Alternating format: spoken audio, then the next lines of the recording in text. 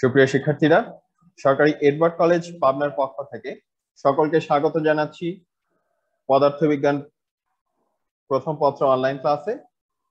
উচ্চ মাধ্যমিক প্রথম বর্ষ অর্থাৎ একাদশ শ্রেণীর জন্য আয়োজিত আজকের এই ক্লাসে আমরা আলোচনা করব সপ্তম অধ্যায় অর্থাৎ পদার্থের গাঠনিক ধর্ম সংক্রান্ত। প্রথমেই তোমাদের সকলকে বিলম্বিত ঈদের শুভেচ্ছা জানাই। ঈদের পরে আমাদের এটি প্রথম ক্লাস তোমাদের সাথে, অন্তত আমার এই পিরিয়ডে। তোমাদের সকলকে প্রথমে আমি ঈদ মোবারক জানিয়ে শুরু করছি। আশা করি সবাই সুস্থ ছিলে, ভালো ছিলে এবং সবাই পরিবারের সকলকে নিয়ে সুস্থ হয়ে ঈদ উদযাপন করে আবার আমাদের এই অনলাইন ক্লাসে ফিরে এসেছো। এখন আজকের এই ক্লাসে প্রথমে আমরা যেটি দেখে নেব সেটি হচ্ছে ঈদের আগে অর্থাৎ সর্বশেষ অনলাইন ক্লাসে আমরা এই অধ্যায়ের কি পড়ছিলাম। আমরা যদি একটু দেখে নেই, সর্বশেষ যে অনলাইন ক্লাসটি আমরা করেছিলাম সেখানে আমরা হচ্ছে সপ্তম অধ্যায় নিয়েই পড়ছিলাম। সপ্তম অধ্যায় সেটি ছিল ষষ্ঠ ক্লাস, এটি হচ্ছে সপ্তম অধ্যায়ের উপরে সপ্তম অনলাইন ক্লাস। সর্বশেষ অনলাইন ক্লাসে আমরা হচ্ছে নতুন একটি ধারণার শুরু করেছিলাম, সেটি হচ্ছে প্রবাহী পদার্থের ধারণা। আমরা প্রবাহী পদার্থ কাকে বলে সেটি ধারণা লাভ করেছিলাম, প্রবাহী পদার্থ কত প্রকার এবং কি কি সেটি জেনেছিলাম। এরপরে আমরা হচ্ছে প্রবাহের প্রকারভেদ জেনেছিলাম। আমরা জেনেছিলাম যে শান্ত প্রবাহ কাকে বলে, আমরা জেনেছিলাম শান্ত প্রবাহের কি কি বৈশিষ্ট্য আছে। এরপরে আমরা হচ্ছে অশান্ত প্রবাহ কাকে বলে সেটি জেনেছি এবং অশান্ত প্রবাহের বৈশিষ্ট্য কি কি সেটি শিখেছিলাম। এরপরে আমরা হচ্ছে ক্রান্তি বেগ এই ধারণাটি পেয়েছিলাম। আমরা জেনেছি যে একটি নির্দিষ্ট বেগের পরে শান্ত প্রবাহ হচ্ছে অশান্ত প্রবাহে রূপান্তরিত হয়। যেই সীমায় এটি ঘটে, যেই সীমারেখায় এটি ঘটে সেটিকে আমরা বলেছি ক্রান্তি বেগ। এবং এরপরে আমরা আরেকটি নতুন ধারণা পেয়েছিলাম, সেটি হচ্ছে সান্দ্রতার ধারণা। সান্দ্রতার ধারণাটি অনেকটা একটি প্রবাহী পদার্থের ক্ষেত্রে অনেকটা ঘর্ষণের মতো। প্রবাহী পদার্থের একটি তল আরেকটি তলকে যে আপেক্ষিক গতিবেগের জন্য বিপরীতে যে বাধা দেয় তা সেই ধর্মকে আমরা বলেছি সান্দ্রতা। এরপরে আমরা হচ্ছে সান্দ্রতা সংক্রান্ত নিউটনের সূত্রটি জেনেছিলাম। আমরা জেনেছিলাম যে এই যে সান্দ্রতার কারণে যে বলের উৎপত্তি হয় অর্থাৎ সান্দ্র বল, সেটি কোন কোন রাশির উপরে নির্ভর করে। এবং সবশেষে সেখান থেকে আমরা আরেকটি ধারণা পেয়েছিলাম নতুন রাশি, সেটির নাম হচ্ছে সান্দ্রতার সহগ। অর্থাৎ সান্দ্রতার সহগ থেকেই আমরা জানতে পারি কোন একটি পদার্থের সান্দ্রতার মাত্রা কেমন, সেটি কি বেশি না কম, সেটি কি বেশি পরিমাণে সান্দ্র বল দেবে নাকি কম পরিমাণে সান্দ্র বল দেবে, এবং সেই সংশ্লিষ্ট যে গাণিতিক রাশিমালা সেটি আমরা জেনেছিলাম। আশা করি সবাই মনে করতে পারছো যে সর্বশেষ অনলাইন ক্লাসে আমরা ঠিক এখানে আমাদের ক্লাসটি শেষ করেছিলাম এবং সবশেষে আমরা সম্ভবত ছোট্ট একটি গাণিতিক সমস্যা দেখেছিলাম এবং সেটি সমাধান করেছিলাম। তাহলে প্রিয় শিক্ষার্থীরা, এবারে আমরা যেটি দেখব, গত অনলাইন ক্লাসটি অর্থাৎ ঈদের আগে সর্বশেষ অনলাইন ক্লাসটি আমরা যেখানে শেষ করেছিলাম আমরা ঠিক সেখান থেকে শুরু করব। আমরা সান্দ্রতার সহগের ধারণা পেয়েছিলাম। আমরা সান্দ্রতার সহগ কি জিনিস সেই রাশিমালাটি সম্পর্কে জেনেছিলাম, তার রাশিমালার গাণিতিক একটি রূপ দেখেছিলাম। সেখান থেকে আমরা এবার একটু দেখব যে এই যে সান্দ্রতার সহগ নিয়ে আমরা কথা বলছি সেটি ভৌত জগতে আসলে তার তাৎপর্যটি কি, তার ভৌত তাৎপর্যটি কি, সেটি আসলে কি বোঝায়, বাস্তব জগতে সেটি দ্বারা কি বোঝায়। এরপরে আমরা হচ্ছে এর মাত্রা সম্পর্কে জানবো এবং এটিকে কি একক দ্বারা প্রকাশ করা হয়ে থাকে সেটি জানবো। তাহলে আমরা দেখে নিই প্রিয় শিক্ষার্থীরা, প্রথমে আমরা হচ্ছে সান্দ্রতা সহগের যে তাৎপর্য সেটি দেখবো। দেখো, সর্বশেষ যে অনলাইন ক্লাস সেটিতে আমরা হচ্ছে সান্দ্রতা সংক্রান্ত নিউটনের একটি সূত্র দেখে এসেছিলাম। নিউটনের সূত্রটি ছিল হচ্ছে সান্দ্র বল এফ সমান সমান ইটা এ ডিভি বাই ডিওয়াই। এখানে ইটা হচ্ছে আমাদের সান্দ্রতা সহগ, এ হচ্ছে আমাদের ক্ষেত্রফল, ডিভি বাই ডিওয়াই মানে হচ্ছে আমরা বলেছিলাম সেটি হচ্ছে বেগ অবক্রম, অর্থাৎ ওয়াই দূরত্বের সাথে বেগের পরিবর্তনটি কিভাবে পরিবর্তিত হচ্ছে তাকে আমরা বলেছিলাম বেগ অবক্রম। তাহলে এখানে তিনটি রাশি আছে ডান পক্ষে, একটি হচ্ছে ইটা অর্থাৎ যেটিকে আমরা সান্দ্রতার সহগ প্রকাশ করছি, এরপরে আছে হচ্ছে এ যেটি দ্বারা আমরা ক্ষেত্রফল প্রকাশ করছি, এবং এরপরে আছে হচ্ছে ডিভি বাই ডিওয়াই যেটি দ্বারা আমরা হচ্ছে বেগ অবক্রম প্রকাশ করছি। এখন দেখো, এই তিনটি রাশিমালার মধ্যে আমরা হচ্ছে সান্দ্রতার সহগ কিভাবে প্রকাশ করতে পারবো সেটি জানতে চাইছি। সে কারণে সান্দ্রতার সহগ বাদে বাকি যে দুটি রাশি আছে তাদেরকে যদি আমরা এককে পরিণত করতে পারি, অর্থাৎ আমাদের ক্ষেত্রফলটি যদি একক ক্ষেত্রফল হয় অর্থাৎ এ সমান সমান 1 হয় এবং আমাদের বেগ অবক্রমটিও যদি একক হয় অর্থাৎ ডিভি বাই ডিওয়াই সমান সমান যদি 1 হয়, তাহলে দেখো সেক্ষেত্রে আমরা এই সমীকরণে কি পাবো, সেক্ষেত্রে আমাদের এখানে এ সমান সমান 1, ডিভি বাই ডিওয়াই সমান সমান 1। তাহলে ডান পক্ষে এই দুটি রাশি যদি 1 হয়ে যায় এবং এটা যেহেতু পরস্পর গুণাকারে আছে তাহলে ডান পক্ষে কিন্তু আমরা পাবো শুধুমাত্র ইটাকে, অর্থাৎ তখন হবে এফ সমান সমান ইটা, অর্থাৎ ওই মুহূর্তে যে সান্দ্র বল কোন মুহূর্তে এ সমান সমান 1 হলে এবং ডিভি বাই ডিওয়াই সমান সমান 1 হলে এই শর্তে আমরা যেই পরিমাণ সান্দ্র বল অনুভব করব সেটি হবে ওই পদার্থের ক্ষেত্রে ইটার মান, অর্থাৎ সান্দ্রতা সহগের মান। তাহলে এটিকে যদি আমরা এবার একটু কথায় বলি, আমরা কি শর্ত দিলাম? আমরা শর্ত দিলাম যে ডিভি বাই ডিওয়াই হচ্ছে 1 হতে হবে এবং এ সমান সমান 1 হতে হবে। এই শর্তের মধ্যে যে পরিমাণ স্পর্শী বল আমরা পাবো সান্দ্রতা জনিত কারণে সেটিকে আমরা বলবো ওই পদার্থের সান্দ্রতা গুণাঙ্ক। অর্থাৎ আমরা যদি এবার একটু সাজিয়ে বলি, একক বেগ অবক্রম বজায় রাখার জন্য প্রবাহীর একক ক্ষেত্রফলের উপরে যেই পরিমাণ স্পর্শী বল ক্রিয়া করে তাকে বলা হয় ওই পদার্থের বা ওই প্রবাহী পদার্থের সান্দ্রতা গুণাঙ্ক। ঠিক আছে, কি হলো? একক বেগ অবক্রম বজায় রাখার জন্য অর্থাৎ ডিভি বাই ডিওয়াই 1 হতে হলে এবং প্রবাহীর একক ক্ষেত্রফলের উপরে অর্থাৎ এ সমান সমান 1 হলে যেই পরিমাণ বল ক্রিয়া করে অর্থাৎ এফ এর মান যত হয় সেটি হচ্ছে আমাদের ইটা, অর্থাৎ প্রবাহের সান্দ্রতা গুণাঙ্কের মান। তাহলে এটি যদি আমরা একটি উদাহরণের মাধ্যমে দেখে নিই, পানির সান্দ্রতা সহগ যদি 10⁻³ newton second per metre square হয়ে থাকে, এটি দ্বারা বোঝা যায় যে 1 মিটার স্কোয়ার ক্ষেত্রফল বিশিষ্ট, এই যে একক ক্ষেত্রফল বিশিষ্ট 1 মিটার দূরে অবস্থিত পানির দুটি স্তরের মধ্যে 1 মিটার পার সেকেন্ড আপেক্ষিক বেগ বজায় রাখতে, এই যে ডিভি বাই ডিওয়াই এটি হচ্ছে, এই যে 1 মিটার হচ্ছে ডিওয়াই এর মান, 1 মিটার পার সেকেন্ড হচ্ছে ডিভি এর মান, অর্থাৎ 1/1 এটির মান হচ্ছে 1। এই আপেক্ষিক বেগ বজায় রাখতে অর্থাৎ এই একক বেগ অবক্রম বজায় রাখতে আমাদের 10⁻³ নিউটন বলের প্রয়োজন হয়। ঠিক আছে, আচ্ছা তাহলে এবারে আমরা কি দেখবো? এবারে আমরা হচ্ছে সান্দ্রতা সহগের মাত্রা কি সেটি জানবো এবং মাত্রা থেকে আমরা হচ্ছে এর এককটি কি হতে পারে সেটি সম্পর্কে ধারণা লাভ করব। দেখো, একটু আগে আমরা এটি আবার দেখে এসেছি যে সান্দ্রতা সংক্রান্ত নিউটনের যে সূত্র সেটি বলছে যে এফ সমান সমান ইটা এ ডিভি বাই ডিওয়াই। অর্থাৎ এই সমীকরণটিকে আমরা যদি একটু পুনর্লিখন করি, একটু যদি গুছিয়ে লিখি, অর্থাৎ আমরা যদি ইটাকে সমীকরণের এক পাশে নিয়ে আসি এবং অন্য সব রাশিকে অন্য পাশে নিয়ে যাই, তাহলে আমরা কি পাবো? আমরা পাবো এই যে এখানে হচ্ছে ইটাকে যদি আমরা এক পাশে রাখতে চাই আমাদের কি করতে হবে? এই যে এ ইন্টু ডিভি বাই ডিওয়াই একে এ পাশে নিয়ে আসতে হবে। এ পাশে যেহেতু গুণাকারে আছে ওই পাশে গিয়ে সেটি সেভাবে ভাগ হয়ে যাবে। তাহলে আমরা পাই যে ইটা সমান সমান F divided by A into dv by dy. এখন দেখো এফ হচ্ছে বল, এ হচ্ছে ক্ষেত্রফল, আর ডিভি বাই ডিওয়াই মানে হচ্ছে বেগের মাত্রা বাই দৈর্ঘ্যের মাত্রা। তাহলে আমরা যদি এখানে সংশ্লিষ্ট মাত্রাগুলি বসিয়ে দেই, অর্থাৎ আমরা যদি আলাদা করে বলের মাত্রা বসিয়ে দিই, ক্ষেত্রফলের মাত্রা বসিয়ে দেই, বেগের মাত্রা বসিয়ে দেই এবং দৈর্ঘ্যের মাত্রা বসিয়ে দেই, এরপরে আমরা হিসাব করলেই ইটা অর্থাৎ সান্দ্রতা সহগের যে মাত্রা সেটি পেয়ে যাব। তাহলে দেখো কি করতে পারি, এখানে এই যে এখানে এটি হচ্ছে বলের মাত্রা অর্থাৎ mL/2, এটি হচ্ছে ক্ষেত্রফলের মাত্রা অর্থাৎ L², এটি হচ্ছে বেগের মাত্রা অর্থাৎ L(t⁻⁻1), এটি হচ্ছে দৈর্ঘ্যের মাত্রা অর্থাৎ L। এখানে দেখো তাহলে এখানে L এবং L কাটাকাটি হয়ে যাচ্ছে এবং এই L² এর সাথে এই L এর কাটাকাটি হয়ে একটি L থাকছে। তাহলে আমরা পাচ্ছি উপরে m t⁻², নিচে একটি L। অর্থাৎ এটিকে যদি আমরা এখন গুছিয়ে লিখি, একটু সাজিয়ে লিখি, তাহলে আমরা পাবো যে ইটা অর্থাৎ সান্দ্রতা সহগের যে মাত্রা সেটি হচ্ছে m L⁻⁻1 t⁻⁻1, m L⁻⁻1 t⁻⁻1, এটি হচ্ছে আমাদের সান্দ্রতা সহগের মাত্রা। তাহলে এবার যদি একইভাবে এই সমীকরণ অনুসারে আমরা যদি সান্দ্রতা গুণাঙ্কের এসআই একক নির্ণয় করতে চাই, একটি একক হতে পারে সরাসরি এই মাত্রা থেকে হিসাব করে। মাত্রায় কি আছে? প্রথমে হচ্ছে ভরের মাত্রা, তারপরে দৈর্ঘ্যের মাত্রা, তারপরে সময়ের মাত্রা, অর্থাৎ ভর পার ইউনিট দৈর্ঘ্য পার ইউনিট সময়। তাহলে এখান থেকে আমরা বলতে পারি যে ইটা সম্ভাব্য একটি একক হচ্ছে, এম এর একক হচ্ছে কেজি, এল এর একক হচ্ছে মিটার, টি এর একক হচ্ছে সেকেন্ড। তাহলে এর সম্ভাব্য একটি একক হতে পারে kg per metre per second. ঠিক আছে, আর আমরা যদি এখানে সরাসরি সংজ্ঞা থেকে আসি, এখানে আছে বল ডিভাইডেড বাই ক্ষেত্রফল ইনটু বেগ বাই দৈর্ঘ্য। তাহলে এখানে দেখো এটিকে যে L² এর সাথে যদি আমরা L(t⁻⁻1) এটি যদি কাটাকাটি করতাম, এটি এখানে যেটি হতো এই যে L(t⁻⁻1) আর L হচ্ছে কাটা, তাহলে এই যে বেগ অবক্রমের যে একক সেটি হচ্ছে পার সেকেন্ড।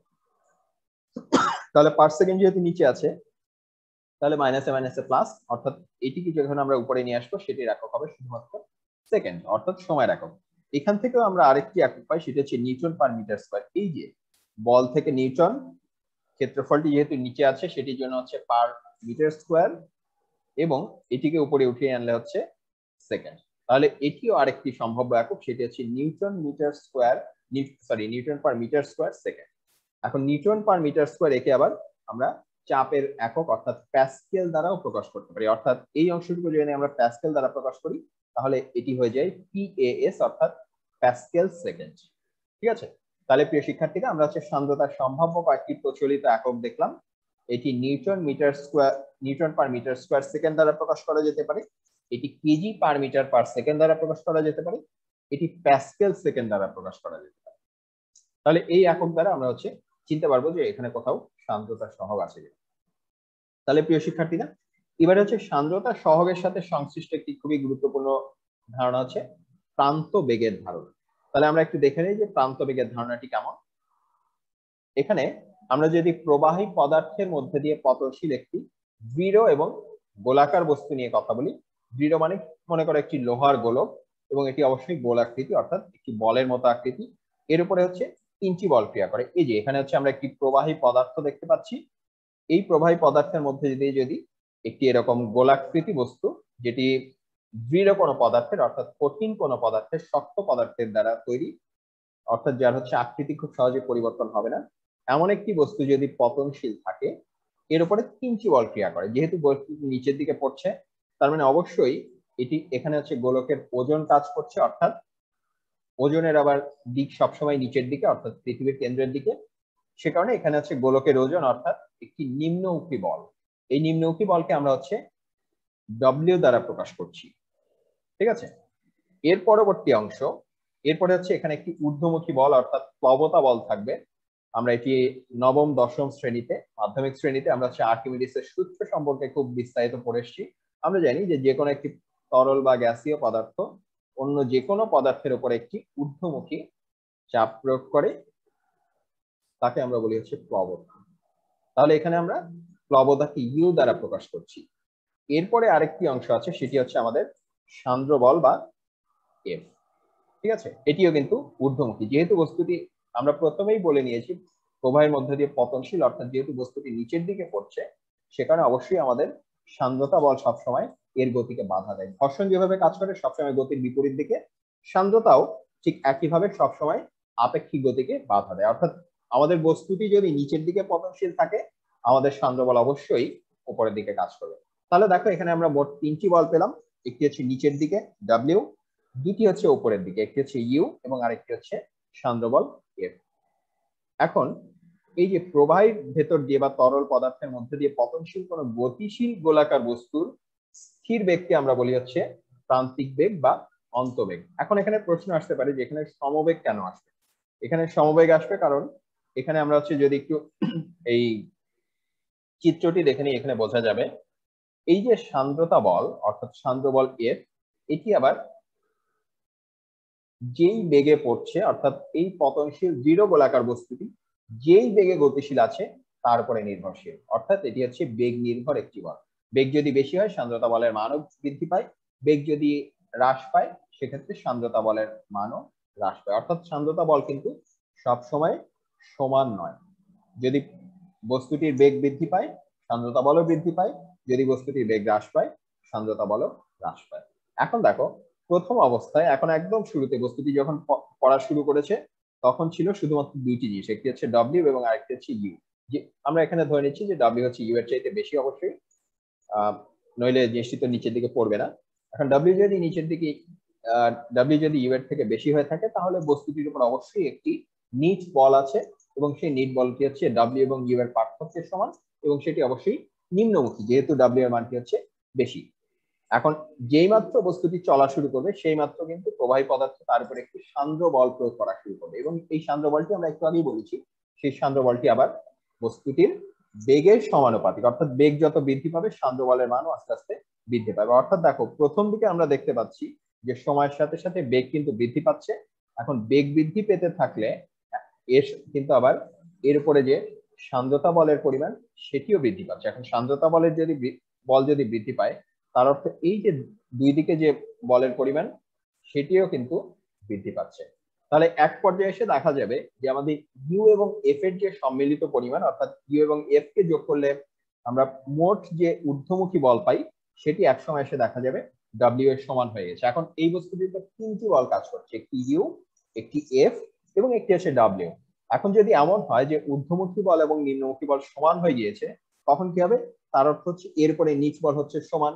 এখন আমরা নিউটনের সূত্র জানি যে বাহ্যিক কোনো নিচ বল ক্রিয়া না করলে বস্তুটি যেই বেগে গতিশীল ছিল সেই বেগই বজায় রাখবে, অর্থাৎ সর্বশেষ সেটি যেই বেগে ছিল সেই বেগটি ধরে রাখবে। এখন কোনো একটি নির্দিষ্ট বেগে যদি গতিশীল থাকে, তখন তার উপরে সান্দ্রতা বলের পরিমাণটিও নির্দিষ্ট থাকবে, অর্থাৎ তখন যেহেতু এমন একটি ইউ এবং এমন একটি এফ এবং এমন একটি ডাব্লিউ এর উপরে কাজ করবে যাদের মোট ফলাফল হচ্ছে একটি নিট শূন্য বল, অর্থাৎ এরপরে কিন্তু তার আর বেগ বৃদ্ধিও পাবে না, হ্রাসও পাবে না। এই যে এই সান্দ্র বলের কারণে ধীরে ধীরে সে যে একটি স্থির বেগে পৌঁছায়, এটির বেগ কিন্তু অসীম পরিমাণে বাড়তেই থাকে না, বেগটি একটি নির্দিষ্ট বেগে এসে পৌঁছায় এবং তারপরে তার আর বেগ বৃদ্ধি পায় না। এই বেগটিকে আমরা বলছি হচ্ছে প্রান্তিক বেগ বা প্রান্ত বেগ বা অন্তবেগ। ঠিক আছে? তাহলে প্রবাহী পদার্থের মধ্যে দিয়ে, অর্থাৎ কোন একটি তরল পদার্থের মধ্যে দিয়ে বা বায়বীয় পদার্থের ক্ষেত্রেও হতে পারে, এর মধ্যে দিয়ে পতনশীল, এর মধ্যে দিয়ে গতিশীল কোন গোলাকার বস্তু যে স্থির বা সমবেগ লাভ করে অনেকক্ষণ ধরে পড়লে, সেটিকে আমরা বলছি ওই প্রবাহী পদার্থের প্রান্তবেগ বা অন্তবেগ। ঠিক আছে? আচ্ছা, তাহলে আমরা এই লেখচিত্র থেকেও বুঝতে পারছি যে এখানে প্রথম দিকে এখানে হচ্ছে তার বেগ খুব দ্রুত বৃদ্ধি পাচ্ছে, এখানে বেগ বৃদ্ধির হার একটু হ্রাস পেয়েছে এবং এইখানে এসে বেগটি প্রায় ধ্রুব পর্যায়ে চলে গিয়েছে, অর্থাৎ এখানে এটি প্রান্ত বেগে পৌঁছে গিয়েছে। তার অর্থ হচ্ছে অনেক উঁচু থেকে যখন কোনো একটি কিছু আমরা যদি ফেলে দেই, সেটি আসলে অসীম বেগ লাভ করে না, সেটির বেগ একটি নির্দিষ্ট সময় পরে সেটি একটি ধ্রুব বেগ লাভ করে। আমরা যে কারণে হচ্ছে আমরা হচ্ছে বৃষ্টির ফোঁটা যখন আমাদের গায়ে পড়ে, বৃষ্টির ফোঁটা কিন্তু বেশ অনেক উচ্চতা থেকে, কয়েক মাইল উচ্চতা থেকে এসে আমাদের গায়ে পড়ে, সেটি যদি অভিকর্ষজ ত্বরণের কারণে ক্রমবর্ধমান হারে যদি এটির বেগ বৃদ্ধি পেত, সেটি এত বেগে আঘাত করতো যে আমরা হয়তো আহত হতাম কিংবা আমাদের শরীর ভেদ করে পানি চলে যেত, কিন্তু সেই পরিমাণ বেগ কিন্তু এটি লাভ করে না। এটি যে লাভ করে না তার মূল কারণটি হচ্ছে বৃষ্টির ফোঁটা মোটামুটি গোলাকার এবং এরপরে অবশ্যই সান্দ্রতা বল কাজ করে এবং এই সান্দ্র বেগের কাজ করার কারণে সেটি শেষমেশ একটি প্রান্ত বেগে এসে পৃথিবীকে আঘাত করে, এটি কিন্তু যথেষ্ট বেগ লাভ করে না। এবং এই একই কারণে আমরা হচ্ছে প্যারাসুট দিয়ে অনেক সময় বৈমানিকদের নামতে দেখি, এটাও কিন্তু মূলত এই সান্দ্রতার কারণেই তারা একটি প্রান্তবেগ লাভ করেন এবং এই প্রান্তবেগের মাধ্যমে তারা হচ্ছে ধীরে ধীরে একটি সমবেগে এসে পড়ে, তাদের কিন্তু কোনো ত্বরণ থাকে না। ঠিক আছে? আচ্ছা, তাহলে প্রিয় শিক্ষার্থীরা, আমরা প্রান্তবেগের ধারণাটি পেলাম, প্রান্তবেগ কেন কাজ করে সেটি বুঝলাম এবং প্রান্তবেগ সংক্রান্ত যে লেখচিত্র সেটি দেখলাম। এবারে আমরা কি করব? এবারে আমরা হচ্ছে একটু প্রান্তবেগের সংক্রান্ত বা সান্দ্রতা সংক্রান্ত স্টোকসের যে সূত্র সেটি একটু দেখে নেব। এখানে কি বলা হয়েছে? এখানে দেখো, এখানে স্টোকস যেটি দাবি করেছিলেন যে প্রবাহীর মধ্যে দিয়ে পতনশীল গোলাকার কোন একটি বস্তুর জন্য সান্দ্রতা জনিত যে ঊর্ধ্বমুখী বল সেটি হচ্ছে প্রবাহীর সান্দ্রতা গুণাঙ্কের সমানুপাতিক, গোলকের প্রান্তিক বেগের সমানুপাতিক এবং গোলকের ব্যাসার্ধের সমানুপাতিক। ঠিক আছে? এটি হচ্ছে স্টোকস নামে একজন বিজ্ঞানীর সূত্র। তাহলে আমরা যদি একটু গাণিতিক ভাবে দেখে থাকি, আমরা একটু আগে কথায় যে কথাটি দেখলাম, অর্থাৎ ভাষায় যে স্টোকসের যে সূত্রের বর্ণনাটি দেখলাম, বিবরণটি দেখলাম, সেটি যদি আমরা গাণিতিক ভাবে প্রকাশ করি, আমরা পাবো এফ ইজ প্রপোর্শনাল টু ইটা, এরপরে আমরা পাবো এফ ইজ প্রপোর্শনাল টু ভিটি, এখানে ভিটি দ্বারা আমরা হচ্ছে প্রান্তিক বেগ অর্থাৎ টার্মিনাল ভেলোসিটি বোঝাচ্ছি, এবং এফ ইজ প্রপোর্শনাল টু আর, যেখানে আর হচ্ছে গোলকের ব্যাসার্ধ, অর্থাৎ এই যে এফ হচ্ছে সান্দ্রতা গুণাঙ্কের সমানুপাতিক, এফ হচ্ছে প্রান্ত বেগের সমানুপাতিক এবং এফ হচ্ছে গোলকটির ব্যাসার্ধের সমানুপাতিক। তাহলে এই তিনটিকে যদি আমরা একটি একক সম্পর্ক দ্বারা প্রকাশ করতে যাই, আমরা একবারে লিখতে পারি যে F is proportional to eta into V T into R. এখন এটি যেহেতু একটি সমানুপাতিক সম্পর্ক, যে কোনো সমানুপাতিক সম্পর্কের ক্ষেত্রে আমাদের একটি সমানুপাতিক ধ্রুবকের প্রয়োজন হয়ে থাকে। এই ক্ষেত্রে আমরা বলতে পারি যে যদি একে সমীকরণ আকারে প্রকাশ করতে যাই, সেক্ষেত্রে আমরা লিখতে পারি এফ সমান সমান কে ইটা ভিটি আর। এখন তরল গতিবিজ্ঞান অর্থাৎ ফ্লুইড ডায়নামিক্স এর মাধ্যমে বিজ্ঞানী স্টোকস প্রমাণ করেছিলেন। কিভাবে প্রমাণ করেছিলেন সেই বিস্তারিত হিসাব আপাতত আমাদের এই সিলেবাসে নেই, সেটা তোমরা উচ্চতর শ্রেণীতে জানতে পারবে। স্টোকস এটি প্রমাণ করেছিলেন যে কে এর মান হচ্ছে 6 পাই, অর্থাৎ এই যে এখানে যে ধ্রুব রাশিটি আছে সেটির মান হচ্ছে 6 পাই। এখন এটির মান যদি 6 পাই হয়ে থাকে, সেক্ষেত্রে আমরা স্টোকসের সূত্রকে গাণিতিকভাবে লিখতে পারি যে এফ সমান সমান 6 পাই ইটা ভিটি ইনটু আর। তাহলে সান্দ্রতা সংক্রান্ত স্টোকসের যে সূত্র, সেটিকে যদি আমরা গাণিতিকভাবে প্রকাশ করি, আমরা পাই এফ সমান সমান 6 পাই ভিটি আর। তাহলে প্রিয় শিক্ষার্থীরা, এবারে আমরা একটু দেখি যে তাহলে এটির সঙ্গে আমরা প্রান্ত বেগের কি সম্পর্ক পেতে পারি। আমরা একটু আগেই দেখে এসেছি যে কোনো একটি গোলক যদি গতিশীল থাকে এবং সেটি যদি আর ব্যাসার্ধ যুক্ত হয়ে থাকে এবং সেটি যদি গোলকটির ঘনত্ব যদি রো হয়ে থাকে, অর্থাৎ তার উপাদানের ঘনত্ব যদি রো হয়ে থাকে, তাহলে ঘনত্বকে আয়তন দ্বারা যদি গুণ করি আমরা পাই হচ্ছে ভর, অর্থাৎ এম হচ্ছে ভি রো। এখন একটি গোলক আকৃতির বস্তুর ক্ষেত্রে তার আয়তন হচ্ছে 4/3 পাই আর কিউব দ্বারা প্রকাশ করা যায়, যেখানে আর হচ্ছে তার ব্যাসার্ধ। তাহলে দেখো এখানে এই যে 4/3 পাই আর কিউব, এটি হচ্ছে গোলকের আয়তন, রো হচ্ছে তার ঘনত্ব, অর্থাৎ আয়তন এবং ঘনত্ব গুণ করে আমরা যেটি পেয়েছি সেটি আসলে এই গোলকের ভর। ঠিক আছে, পতনশীল যে গোলকটি সেটির ভর। এখন এর উপরে যদি ক্রিয়ারত অভিকর্ষ বল ডব্লিউ হয়ে থাকে, তাহলে ডব্লিউ আমরা কিভাবে পাবো? ডব্লিউ হবে হচ্ছে গোলকের ওজনের সমান, অর্থাৎ এই যে ভরকে যখন আমরা জি দ্বারা অর্থাৎ অভিকর্ষ যে ত্বরণ দ্বারা গুণ করি, তখন আমরা হচ্ছে ওজনের মানটি পাই। অর্থাৎ এখানে 4/3 পাই আর কিউব রো জি, এটি হচ্ছে এই গোলকটির ওজন। ঠিক আছে, এই যে এই পর্যন্ত এই অংশটুকু ছিল হচ্ছে এর ভর। ভরকে যখন আমরা জি দ্বারা গুণ করলাম, এটি হয়ে গেল গোলকের ওজন। এখন এরপরে আসে হচ্ছে প্লবতা। এখন প্রবাহীর ঘনত্ব, অর্থাৎ যেই পদার্থের মধ্যে দিয়ে বা যেই তরল পদার্থের মধ্যে দিয়ে এটি পড়ছে, সেই তরল পদার্থটির ঘনত্ব যদি সিগমা হয়ে থাকে, দেখো গোলকটির আয়তন যদি 4/3 পাই আর কিউব হয়, সে কিন্তু ঠিক 4/3 পাই আর কিউব পরিমাণ তরল পদার্থকেই অপসারণ করবে, অর্থাৎ সে ঠিক যতখানি জায়গা দখল করবে ঠিক ততখানি অঞ্চলে কিন্তু আসলে তরল পদার্থ কোনো প্রবেশ করতে পারবে না। যেহেতু প্রবেশ করতে পারবে না, তার মানে ঠিক ততখানি পরিমাণ তরল পদার্থ ওখান থেকে তার স্থানটি ছেড়ে দেবে, অর্থাৎ যতখানি তরল পদার্থকে সে অপসারণ করছে তার ওজনটি কিন্তু প্লবতার মান। এটি আমরা মাধ্যমিক শ্রেণীতে অর্থাৎ নবম দশম শ্রেণীতে আমরা যখন আর্কিমিডিসের সূত্র সম্পর্কে বিস্তারিত জেনেছি, তখন এই ধারণাগুলো লাভ করেছি। এই ধারণাটি আমরা আবার একটু এখানে কাজে লাগাবো। এখানে প্লবতার মান হচ্ছে এই বস্তুটি দ্বারা অপসারিত যে পানির ওজন সেটি, বা যেই তরল পদার্থকে অপসারণ করছে সেই তরল পদার্থটির ওজন। অর্থাৎ একইভাবে আমরা তরল পদার্থের ওজন পাবো, এই যে তার আয়তন এবং ঘনত্বকে গুণ করলে আমরা পাবো ভর, এবং ভরকে জি দ্বারা গুণ করলে আমরা পাবো হচ্ছে ওজন। অর্থাৎ এই বস্তুর সম আয়তন প্রবাহের যে ওজন, তাকে আমরা প্রকাশ করতে পারি 4/3 পাই আর কিউব সিগমা জি দ্বারা। তাহলে দেখো এটি হচ্ছে আমাদের প্লবতা জনিত যে ঊর্ধ্বমুখী বল সেটি নির্দেশ করছে। ঠিক আছে, তাহলে এখানে আরেকটি সর্বশেষ বলের প্রয়োজন হবে। তাহলে দেখো এখানে এই যে দুটি কাজ করছে, ক্রিয়ারত যে অভিকর্ষজ বল অর্থাৎ গোলকের যে ওজন সেটি কাজ করছে নিচের দিকে, এবং প্লবতা জনিত যে বল সেটি হচ্ছে ঊর্ধ্বমুখী বল, সেটি কাজ করছে উপরের দিকে। অর্থাৎ এই যে ওজন এবং প্লবতার যে পার্থক্য, এটি হচ্ছে এর কার্যকরী ওজন, অর্থাৎ এর উপরে প্রযুক্ত, এর উপরে ক্রিয়ারত এই গোলকাকৃতি বস্তুটি যে পরিমাণ নিচ বল অনুভব করছে সেই বলের মান। অর্থাৎ নিচ বলকে আমরা যদি এফ প্রাইম দ্বারা প্রকাশ করি, আমরা বলতে পারি যে এফ প্রাইম সমান সমান ডব্লিউ মাইনাস কিউ। ঠিক আছে, আচ্ছা এবার এখন দেখো তাহলে আমরা কি বলতে পারি? আমরা বলতে পারি যে এফ প্রাইম মানে হচ্ছে ডব্লিউ মাইনাস ইউ, এই যে এটি হচ্ছে ডব্লিউ এর মান অর্থাৎ 4/3 পাই আর কিউব রো জি, মাইনাস এটি হচ্ছে ইউ এর মান অর্থাৎ 4/3 পাই আর কিউব সিগমা জি।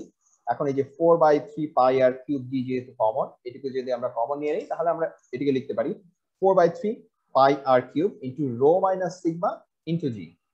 এখন আবার দেখো গোলকটি যদি ভিটি পরিমাণ প্রান্ত বেগে পড়তে থাকে, তখন একটু আগে আমরা দেখে এসেছি যখন প্রান্তবেগে পৌঁছে যায় তখন সান্দ্রতা জনিত ঊর্ধ্বমুখী যে বল সেটি হচ্ছে ক্রিয়ারত নিচ নিম্নমুখী বলের সমান। অর্থাৎ সান্দ্রতার কারণে প্রযুক্ত যে বল সেটি হচ্ছে এফ হয়ে থাকলে সেই এফ হচ্ছে অবশ্যই এফ প্রাইমের সমান, যে কারণে তারপরে নিচ বল হয়ে যায় শূন্য। অর্থাৎ ঠিক যতখানি সান্দ্রতার কারণে সে ঊর্ধ্বমুখী বল লাভ করে ঠিক ততখানি নিম্নমুখী বলও তার উপরে ক্রিয়া করে। এই দুটি বলের পরিমাণ হচ্ছে সমান। এখন এই দুটি বলের পরিমাণ যদি সমান হয়ে থাকে, একটু আগে আমরা স্টোকসের সূত্র থেকে দেখে এসেছি যে সান্দ্রতা বল এফ কে আমরা প্রকাশ করতে পারি 6 পাই ইটা আর ভিটি এই রাশিমালা দ্বারা। আর এখানে আমরা একটু আগে দেখে এসেছি যে এফ প্রাইম কে আমরা প্রকাশ করতে পারি 4/3 pi R cube rho minus sigma জি এই রাশি দ্বারা। এখন তাহলে এফ সমান সমান যদি এফ প্রাইম হয় আমরা জাস্ট এবার মান বসিয়ে দিতে পারি। অর্থাৎ আমরা বলতে পারি যে 6 পাই ইটা আর ভিটি সমান সমান 4/3 pi R cube into sigma rho minus sigma into g. ঠিক আছে, তাহলে এখানে কিছু কিছু রাশি কাটাকাটি হয়ে যেতে পারে। এখানেও পাই আছে, এখানেও পাই আছে, পাই এবং পাইকে আমরা কেটে দিতে পারি। এখানে আর আছে, এখানে আর কিউব আছে, অর্থাৎ এই আর এর সঙ্গে আর কিউবের একটি আর কেটে যাবে, আর স্কোয়ার বাকি থাকবে। এবং 4/3 এর সাথে 6 কাটাকাটি করলে আমরা কিছু সংখ্যা পাবো। সবশেষে আমরা যেটি পাবো, আমরা যেহেতু প্রান্তবেগের রাশিমালা জানতে চাচ্ছি, বাম পক্ষে আমরা শুধুমাত্র ভিটি কে রেখে বাকি সব রাশিকে আমরা কাটাকাটি করে অথবা পক্ষান্তর করে ডান পক্ষে পাঠিয়ে দেব। তাহলে সবশেষে আমরা কি পাচ্ছি, আমরা পাচ্ছি ভিটি কে যদি আমরা বাম পক্ষে একা রেখে দেই আমরা ডান পক্ষে পাবো 2/9 R square into rho minus sigma into g divided by eta. দেখো এখানে আমরা কিন্তু ভিটি এর একটি রাশিমালা পেয়ে গেলাম। এবং এটি খুবই মজার ব্যাপার যে এখান থেকে আসলে ইটার একটি রাশিমালা পাওয়া যায়। আমরা যদি ইটাকে এই পাশে নিয়ে আসি তাহলে ভিটি চলে আসবে এখানে, তখন হয়ে যাবে ইটা সমান সমান 2/9 R square into sigma minus rho minus sigma into g divided by V T. অর্থাৎ ভিটি দ্বারা আমরা কিন্তু খুব সহজেই ইটার মানও নির্ণয় করতে পারি। ঠিক আছে, আবার একইভাবে কোন একটি প্রবাহী পদার্থ যদি আমাদের ইটা জানা থাকে আমরা কিন্তু আগে থেকে আন্দাজ করতে পারি, আগে থেকে হিসাব করে বের করে ফেলতে পারি যে তাহলে ওই প্রবাহী পদার্থে সিগমা ঘনত্ব বিশিষ্ট একটি উপাদানের গোলক যেটি আর ব্যাসার্ধের সেটির প্রান্তবেগ কত হবে। ঠিক আছে, এটি আমাদের বিভিন্ন গবেষণার কাজে আসতে পারে। এখন এই যে প্রান্তবেগ সংক্রান্ত আমরা যে হিসাবপত্র করলাম, অর্থাৎ প্রান্ত বেগের সঙ্গে সান্দ্রতা সহগের যে একটি সম্পর্ক পেলাম, এখানে কিছু শর্ত রয়েছে। প্রথম কি শর্ত? প্রথম শর্তটি হচ্ছে যে স্টোকসের যে সমীকরণ সেটি হচ্ছে শুধুমাত্র অসীম বিস্তৃত প্রবাহের ক্ষেত্রে খাটে। অর্থাৎ এটি খুব অল্প দূরত্বের জন্য প্রযোজ্য নয়, অনেক ধরে অনেক দূরত্ব পর্যন্ত এই প্রবাহের মধ্যে দিয়ে পার হলে প্রবাহের মধ্যে দিয়ে গতিশীল থাকে শুধুমাত্র তখনই স্টোকসের সমীকরণ কার্যকর হতে পারে। এবং এখানেও আরেকটি শর্ত আছে, বস্তুটি যদি খুবই দ্রুত চলতে থাকে, বস্তুটি যদি খুবই উচ্চ গতিতে চলতে থাকে, উচ্চ গতিতে সাধারণত প্রবাহের যে গতি সেটি ধারারেখ গতি বা স্ট্রিমলাইন ফ্লো হয় না। এখন স্ট্রিমলাইন ফ্লো যদি না হয়, অর্থাৎ শান্ত প্রবাহ যদি না থাকে, সেক্ষেত্রে কিন্তু স্টোকসের সূত্র কার্যকর নয়। অর্থাৎ অশান্ত প্রবাহের জন্য বা টার্বুলেন্ট ফ্লো এর জন্য স্টোকসের সমীকরণ কিন্তু কার্যকর নয়। অর্থাৎ আমাদের এই যে স্টোকসের সমীকরণ সেটি শুধুমাত্র ধারারেখ প্রবাহ বা শান্ত প্রবাহ বা স্ট্রিমলাইন ফ্লো এর জন্য কার্যকর হবে। ঠিক আছে, তাহলে প্রিয় শিক্ষার্থীরা আমরা হচ্ছে এই যে প্রান্তবেগের সমীকরণ সেটি কখন কার্যকর হবে সেই শর্তটি জানলাম। এবারে আমরা আবার একটু দেখে নেই যে সান্দ্রতা সংক্রান্ত যে স্টোকসের সূত্র প্রান্তবেগ বেগের মাধ্যমে প্রকাশিত, সেখানে আমরা পেয়েছি যে ভিটি সমান সমান 2/9 R square into rho minus sigma into g divided by eta. অর্থাৎ এখান থেকে আমরা পাই যে এই যে প্রান্ত বেগের রাশিমালা, অর্থাৎ প্রবাহী তথা তরলের মধ্যে দিয়ে পতনশীল কোনো গোলাকার বস্তু যদি প্রান্তবেগ বা অন্তবেগকে আমরা ভিটি দ্বারা প্রকাশ করি, এই প্রান্তবেগটি কোন কোন রাশির উপরে নির্ভর করে সেটি আমরা এখান থেকে জানতে পারি। এখান থেকে আমরা কি জানতে পারি? এখান থেকে আমরা জানতে পারি এই যে ডান পক্ষে যা যা আছে তার মধ্যে 2, 9 এবং জি এই তিনটি রাশি হচ্ছে ধ্রুব রাশি। এই তিনটি রাশি যেহেতু ধ্রুব রাশি তাহলে বাকি প্রত্যেকটি অংশের উপরে এটি নির্ভরশীল। অর্থাৎ এখানে আমরা বলতে পারি যে পরন্ত গোলাকার বস্তুর ব্যাসার্ধের বর্গের সমানুপাতিক, অর্থাৎ ভি হচ্ছে প্রপোর্শনাল টু আর স্কয়ার, এখানে হচ্ছে গোলাকার বস্তুর ঘনত্ব এবং প্রবাহী তথা তরলের ঘনত্বের যে পার্থক্য অর্থাৎ রো মাইনাস সিগমা, এটির এই পার্থক্যের সমানুপাতিক, অর্থাৎ vt is proportional to rho minus sigma. এবং সবশেষে এটি হচ্ছে প্রবাহী তথা যে তরল পদার্থ নিয়ে আমরা কথা বলছি সেই তরল পদার্থটির সান্দ্রতা গুণাঙ্কের ব্যস্তানুপাতিক। এই যে এখানে ইটা কিন্তু আছে ডান পক্ষে নিচে, অর্থাৎ এটি হচ্ছে ব্যস্তানুপাতিক। তার অর্থ একটি গোলকাকৃতির বস্তুর ব্যাসার্ধ যত বৃদ্ধি পাবে তার ভিটি এর মানও তত বৃদ্ধি পাবে। ঠিক আছে, বস্তুটি যত বড় হবে তার ভি এর মানও কিন্তু তার বর্গের সাথে সমানুপাত রেখে বৃদ্ধি পাবে। অর্থাৎ বস্তুর আকৃতি যদি দ্বিগুণ হয়, তার ব্যাসার্ধ যদি দ্বিগুণ হয়, প্রান্ত বেগের মান কিন্তু হবে 4 গুণ। এরপরে আমরা কি পাই? এরপরে আমরা পাই যে বস্তুর ঘনত্ব এবং প্রবাহী তথা তরলের ঘনত্বের পার্থক্যের সমানুপাতিক, অর্থাৎ পার্থক্যটি যত বেশি হবে তত কিন্তু আমাদের প্রান্ত বেগের মান বৃদ্ধি পাবে। ঠিক আছে, এরপরে আমরা কি পাচ্ছি? এরপরে আমরা পাচ্ছি এটি হচ্ছে সান্দ্রতার বৈশিষ্ট্য, যে তরলটির সান্দ্রতা গুণাঙ্ক যত বৃদ্ধি পাবে সেক্ষেত্রে তার এই প্রান্ত বেগের মান কিন্তু তত হ্রাস পাবে। অর্থাৎ প্রবাহী যত বেশি সান্দ্র হবে তার প্রান্ত বেগ তত কম হবে। ঠিক আছে, অর্থাৎ সেটি তত ধীরে ধীরে পড়বে। তাহলে প্রিয় শিক্ষার্থীরা, আমরা প্রান্ত বেগ এবং সান্দ্রতা সহগ সম্পর্কে জানলাম, আমরা স্টোকসের সূত্র জানলাম। স্টোকসের সূত্র দ্বারা কিভাবে প্রান্ত বেগের সঙ্গে সান্দ্রতা সহগের একটি সম্পর্ক করা যায় গাণিতিক সমীকরণ দ্বারা সেটি দেখলাম, সেটি কি কি শর্তে কাজ করে সেটি জানলাম, এবং স্টোকসের যে সূত্র সেখান থেকে আমরা দেখলাম যে এই অন্তবেগ অর্থাৎ প্রান্ত বেগ সেটি কোন কোন রাশির উপরে কিভাবে নির্ভরশীল। তাহলে প্রিয় শিক্ষার্থীরা, এবারে আমরা একটি গাণিতিক সমস্যা দেখব। আমরা প্রথমেই গাণিতিক সমস্যাটি একটু স্ক্রিনে দেখে নেব। স্ক্রিনে আমরা এখানে দেখতে পাচ্ছি, তোমরাও দেখতে পাচ্ছ, যেখানে কি বলা হয়েছে? এখানে বলা হয়েছে 200 মিলিমিটার ব্যাসার্ধের একটি গোলক কোন তরলের ভেতর দিয়ে 2.1 × 10⁻⁻² মিটার পার সেকেন্ড প্রান্ত বেগে পড়ছে। এরপরে কি বলা হয়েছে? এরপরে বলা হয়েছে তরলের সান্দ্রতা গুণাঙ্ক হচ্ছে 0.003 newton second per metre square এবং সান্দ্রতা বলের মান কত। তাহলে আমরা কি করবো? আমরা প্রথমেই কি কি রাশি দেয়া আছে তাদেরকে চিহ্নিত করে একটু লিখে ফেলবো যে এখানে কি কি দেয়া আছে। ঠিক আছে, তাহলে আমরা একটু দেখে নিই যে এখানে কি কি দেয়া আছে।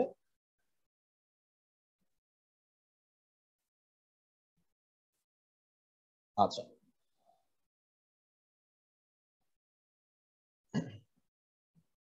এখানে প্রথমেই যেটি দেয়া আছে সেটি হচ্ছে 200 মিলিমিটার ব্যাসার্ধের একটি গোলক। এই যে এখানে আমাদের বলছে 200 মিলিমিটার ব্যাসার্ধের একটি গোলক, অর্থাৎ প্রথমেই যেটি দেয়া আছে সেটি হচ্ছে ব্যাসার্ধ আর এর মান। অর্থাৎ এখানে দেয়া আছে যে আর সমান সমান 200 মিলিমিটার। এখন এখানে একটি মুশকিল আছে, মিলিমিটার যেহেতু আমাদের এসআই একক নয়, এটিকে কিন্তু আমাদের মিটারে পরিণত করে নিতে হবে, অর্থাৎ মিটারে রূপান্তর করে নিতে হবে। 200 মিলিমিটার মানে হচ্ছে 200 × 10⁻³ মিটার, অর্থাৎ সেটি আসলে মিটারে প্রকাশ করলে আমরা পাই 0.2 মিটার। ঠিক আছে, আচ্ছা এরপরে কি বলা আছে? এরপরে বলা হয়েছে এই ব্যাসার্ধের গোলকটি তরলের ভেতর দিয়ে 2.1 × 10⁻² মিটার পার সেকেন্ড প্রান্তিক বেগ নিয়ে পড়ছে। অর্থাৎ আমাদের হচ্ছে প্রান্ত বেগ বিটি, এটির মানটি দেওয়া আছে। অর্থাৎ বিটি সমান সমান বলা আছে 2.1 × 10⁻² মিটার পার সেকেন্ড। এরপরে কি বলা আছে? এরপরে আমাদের বলা আছে যে তরলের সান্দ্রতা গুণাঙ্ক হচ্ছে 0.003 newton second per metre square. অর্থাৎ এটি হচ্ছে আমাদের ইটার মান। অর্থাৎ আমরা লিখতে পারি যে ইটা সমান সমান 0.003 newton second per metre square. ঠিক আছে, তাহলে এই হচ্ছে আমাদের সবকিছু দেওয়া আছে। এখন আমরা আবার একটু অঙ্কটি খেয়াল করি। এখানে বলা আছে যে সান্দ্র বল নির্ণয় করো। অর্থাৎ আমাদের এখানে জিজ্ঞাসা করা হয়েছে যে সান্দ্র বল এফ সমান সমান কত। এটি হচ্ছে আমাদের নির্ণয় রাশি। তাহলে প্রিয় শিক্ষার্থীরা, এখানে যা যা দেয়া আছে সেটি দ্বারা আমরা কি করতে পারি, এখানে দেয়া আছে r সমান সমান 0.2 মিটার, এখানে দেয়া আছে যে vt অর্থাৎ প্রান্ত বেগ সমান সমান 2.1 × 10⁻² মিটার পার সেকেন্ড, এবং দেয়া আছে সান্দ্রতার সহগ ইটা সমান সমান 0.003 newton second per metre square. দুঃখিত। এখন এখানে তাহলে আমরা এখন কি করতে পারি, এখানে আমরা এবার লিখে ফেলতে পারি যে আমরা এখানে কি জানি। তাহলে আমরা একটু মনে করে নিই যে সান্দ্রতার ক্ষেত্রে আমরা কি জানি। একটু আগেই আমরা শিখে এসেছি যে স্টোকসের সূত্র অনুসারে সান্দ্রতা বল, সেটিকে যদি আমরা এফ দ্বারা প্রকাশ করি তাহলে এফ সমান সমান 6 পাই ইটা আর ভিটি। ঠিক আছে, এটি হচ্ছে আমাদের স্টোকসের সমীকরণ। অর্থাৎ স্টোকসের সূত্র অনুসারে সান্দ্রতা বল এফ সমান সমান 6 পাই ইটা আর ভিটি। তাহলে এখানে আমরা প্রতিটি রাশির মান বসিয়ে দিতে পারি। আমরা বলতে পারি যে এখানে হচ্ছে 6 ইন্টু পাই ইন্টু এখানে ইটার মান হচ্ছে 0.003 ইন্টু এখানে আর এর মান হচ্ছে 0.2 ইন্টু 2.1 ইন্টু 10⁻²। এই হচ্ছে আমাদের সবগুলো রাশির মান বসিয়ে দিলাম। তাহলে এবারে যদি আমরা একটু হিসাবটি সমাপ্ত করি, এখানে আমরা হিসাব করে যেটি পাচ্ছি যে এটি সমান সমান পাই 2.374 ইন্টু 10⁻⁻4। এই হচ্ছে আমরা বলের মান পেলাম। ঠিক আছে, এখন এখানে যেহেতু আমরা সবকিছু এসআই এককে ব্যবহার করেছি, আমাদের আর এর মান হচ্ছে মিটারে, আমাদের বিটি এর মান হচ্ছে মিটার পার সেকেন্ডে, এবং ইটার মান হচ্ছে এর এসআই এককে। সে কারণে আমরা এখন বলতে পারি যে তাহলে আমাদের এখানে যেই এফটি পেলাম, আমাদের অ্যান্সারটি হচ্ছে 2.374 ইন্টু 10⁻⁻4 নিউটন। ঠিক আছে, তাহলে প্রিয় শিক্ষার্থীরা, আমরা হচ্ছে স্টোকসের সূত্র ব্যবহার করে একটি গাণিতিক সমস্যার সমাধান করলাম। এবারে আমরা একটু আরেকটি গাণিতিক সমস্যা দেখে নেব।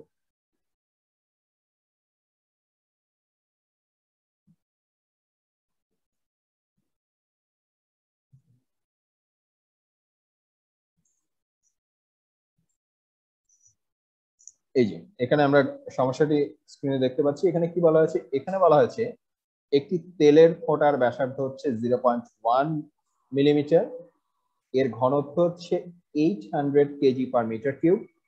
ফোঁটাটি 1.72 into 10⁻⁻5 newton second per metre square সান্দ্রতার সহগ বিশিষ্ট বায়ুর ভেতর দিয়ে কত প্রান্তিক বেগে পড়বে। এখানে আরো বলা আছে বায়ুর ঘনত্ব হচ্ছে 1.3 কেজি পার মিটার কিউব। তাহলে প্রিয় শিক্ষার্থীরা, এখানে কি কি দেওয়া আছে আমরা প্রথমে এটির একটি তালিকা করে ফেলবো। এখানে কি কি দেওয়া আছে সেগুলো যদি আমরা একটু দেখে নেই। এখানে আমরা কি কি পাচ্ছি, প্রথমেই যেটি বলা হয়েছে সেটি হচ্ছে তেলের ফোঁটার ব্যাসার্ধ হচ্ছে 0.1 মিলিমিটার। অর্থাৎ এখানে যে গোলক আকৃতি বস্তুটি গতিশীল আছে তার ব্যাসার্ধ যদি আর দ্বারা প্রকাশ করি, আর সমান সমান 0.1 মিলিমিটার। এখন 0.1 মিলিমিটার মানে হচ্ছে 0.1 ইন্টু 10⁻³ মিটার, অর্থাৎ 10⁻⁻4 মিটার। ঠিক আছে, তাহলে এটি হচ্ছে আমাদের ব্যাসার্ধ। এরপরে বলা হয়েছে যেটি পড়ছে, অর্থাৎ এই যে তেলের ফোঁটাটি যেই পদার্থটি পড়ছে তার ঘনত্ব হচ্ছে 800 কেজি পার মিটার কিউব। অর্থাৎ এটি হচ্ছে আমাদের রো এর মান। অর্থাৎ এখানে আমরা পাচ্ছি রো সমান সমান 800 কেজি পার মিটার কিউব।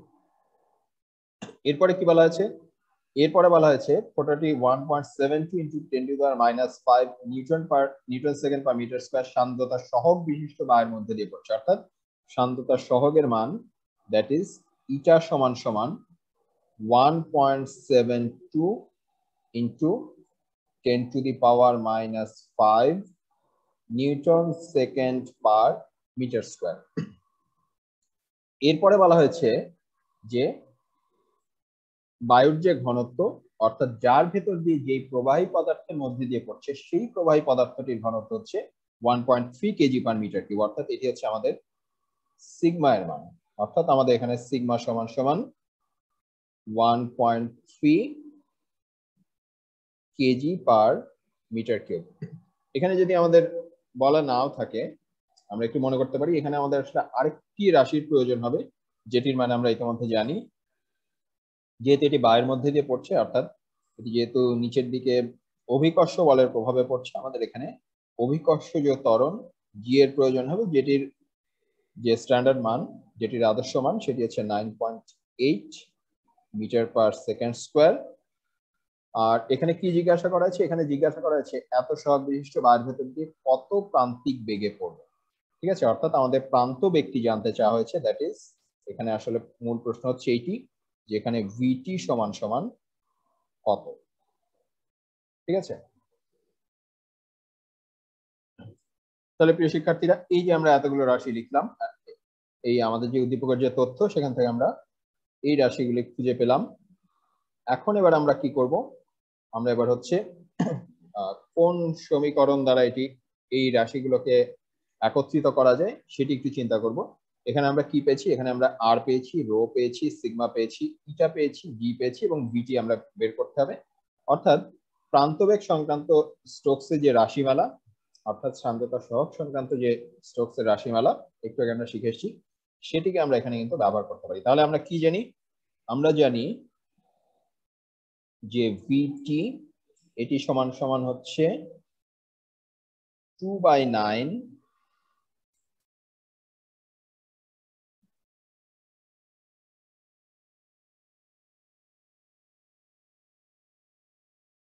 আর স্কোয়ার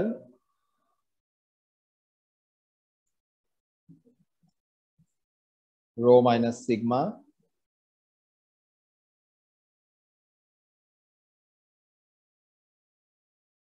ইন্টু জি, এটি আবার ডিভাইডেড বাই ইটা। ঠিক আছে, অর্থাৎ আমরা যদি এখন মানগুলো বসিয়ে দেই আমরা কি পাবো, আমরা এখানে প্রথমে পাবো হচ্ছে 2/9, এরপর এখানে হচ্ছে আর স্কোয়ার অর্থাৎ এখানে আমাদের আর এর মান হচ্ছে 10 টু দি পাওয়ার মাইনাস 4 অর্থাৎ 10 টু দি পাওয়ার মাইনাস 4 এটির স্কোয়ার গুণ রো মাইনাস সিগমা অর্থাৎ 800 মাইনাস 1.3 গুণ জি অর্থাৎ 9.8 ডিভাইডেড বাই ইটা অর্থাৎ 1.72 into 10 to the power minus 5। ঠিক আছে, আচ্ছা এবারে আমরা একটু ক্যালকুলেটরে হিসাব করে ফেলি। এখানে এই যে রাশিগুলো আমরা বসিয়ে দিলাম এদেরকে হিসাব করলে আমরা যেটি পাচ্ছি ক্যালকুলেটরের হিসাব অনুসারে এখানে পাওয়া যাচ্ছে 1.01।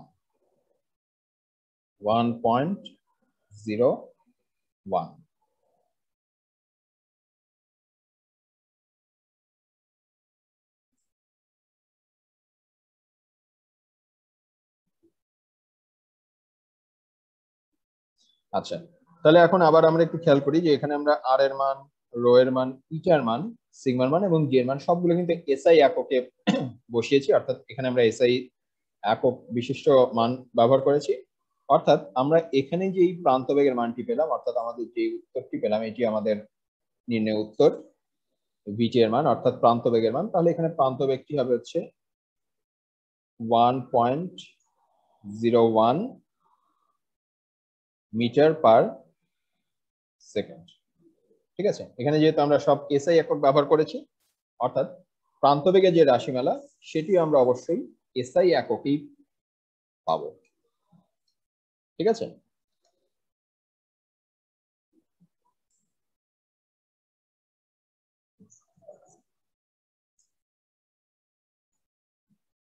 তাহলে প্রিয় শিক্ষার্থীরা আমরা হচ্ছে প্রান্তবেগ সম্পর্কে জানলাম। প্রান্তবেগ সংশ্লিষ্ট স্টোকসের যে সমীকরণ সেটি জানলাম, এর সঙ্গে সান্দ্রতা সহগের কি সম্পর্ক জানলাম, এবং এই সংক্রান্ত আমরা কিছু গাণিতিক সমস্যা সমাধান করলাম।